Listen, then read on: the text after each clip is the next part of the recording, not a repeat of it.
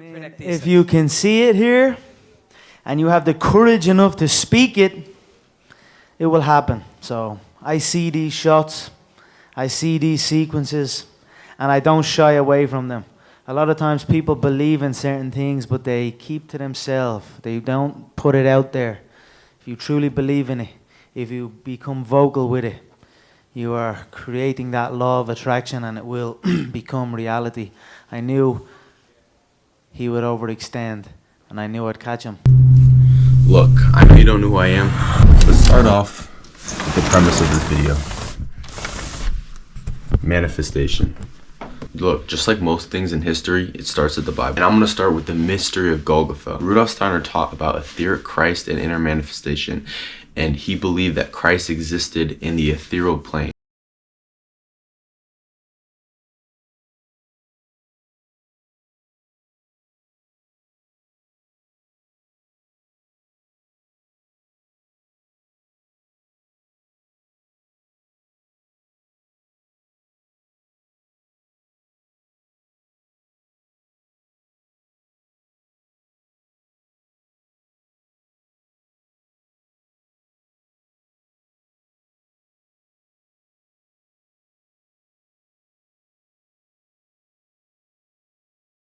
This means that true happiness and manifestation comes from within and serves as an alignment with spiritual purposes. True manifestation isn't just about attracting material things, but it's more of a spiritual development that begins with yourself. Now allow me to tell you about the Golgotha effect.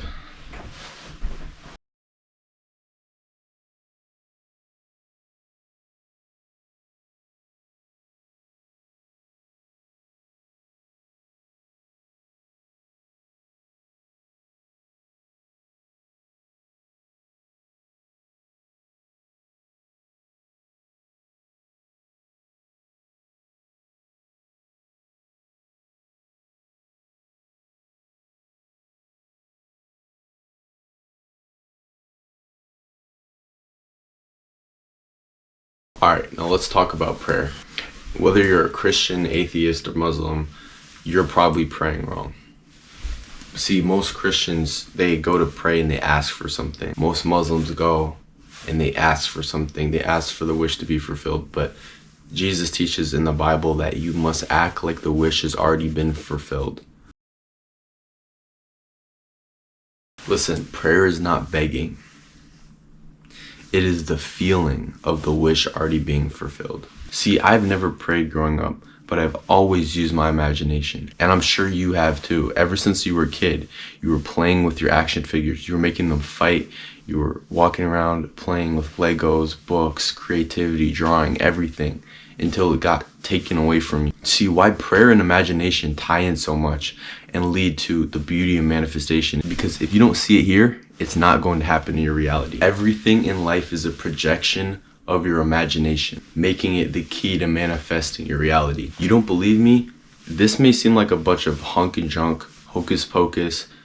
If you want real scientific proof that's gonna hook you, let me tell you about the CIA's gateway process. The CIA used something called the hemispheric synchronicity. This is the use of binaural beats to synchronize the brain, and in turn, inducing altered states.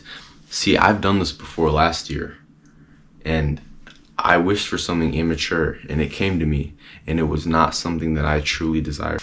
And this is when we get into out-of-body experiences and training the mind to experience something that is not truly in the physical. But the CIA's gateway process proves that you can use imagination and energy-focused manifestations to shape your reality.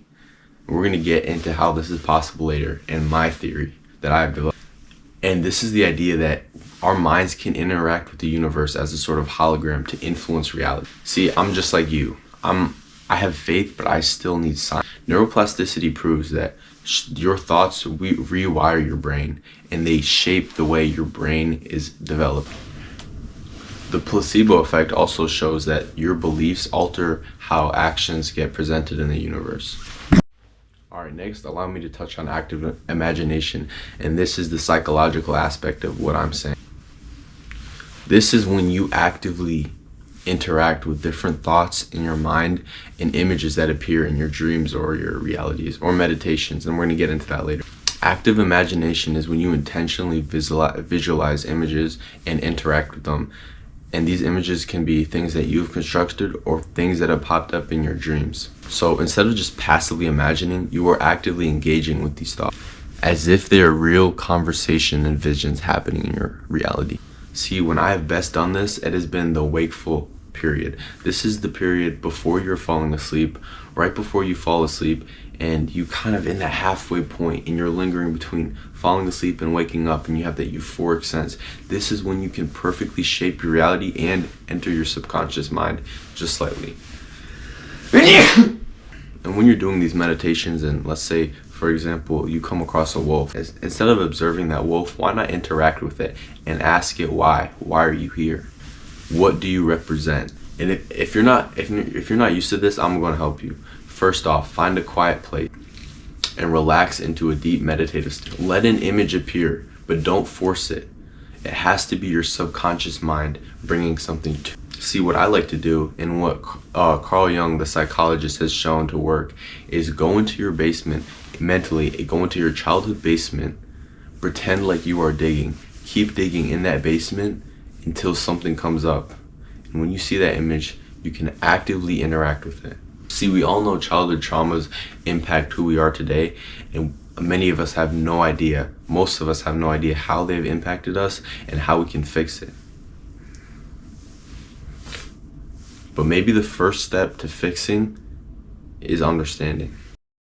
Let's talk about mindset, and specifically the subconscious and autosuggestion. Autosuggestion is repeated thoughts and ideas that shape our reality. For example, if you believe that you're wealthy and you repeat it over and over again, you will start to develop wealth, and you will feel wealthy, and you will breathe wealth.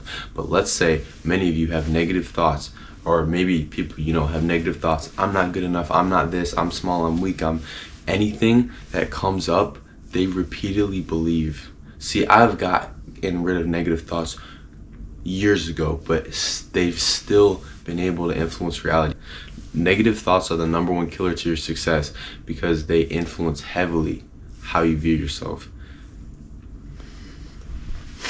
If you are always telling yourself you're a loser, that is going to reflect in your outside environment. Let me get into the juicy part in my personal theory. And it all starts with the double slit experiment.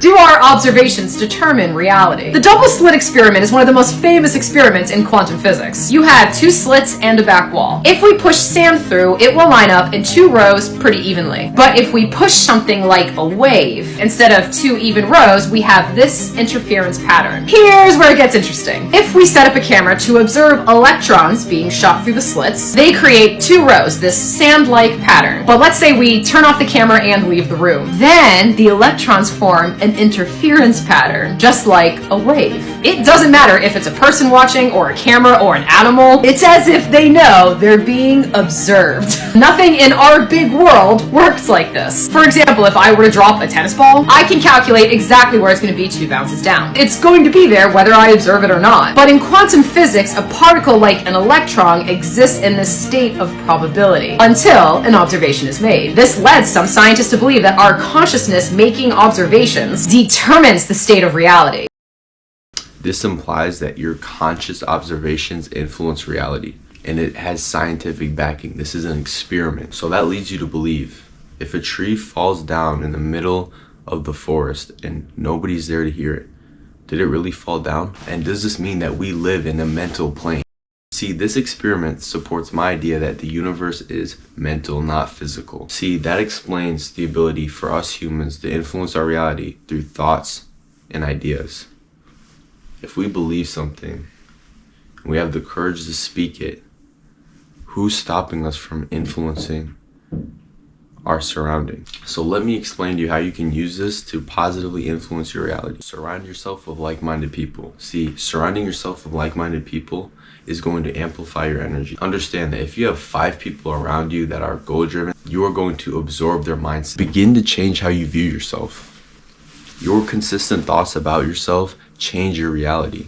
Your thoughts literally we have proved that your thoughts literally rewire your brain. So why not use this to amplify your wealth, looks, spiritual prowess, and your self-identity on this earth. Just on a scientific basis, you can literally change your hormones, physical features, facial tension, and gene expression just on your thoughts. How crazy is that? People are going to begin to pick up on this halo effect surrounding you because you have positive thoughts about yourself, and those have influenced your reality. See, Roald Dahl explains that people who have ugly thoughts become ugly people. And you can have a crooked nose and crooked teeth, but positive thoughts will make you a beautiful.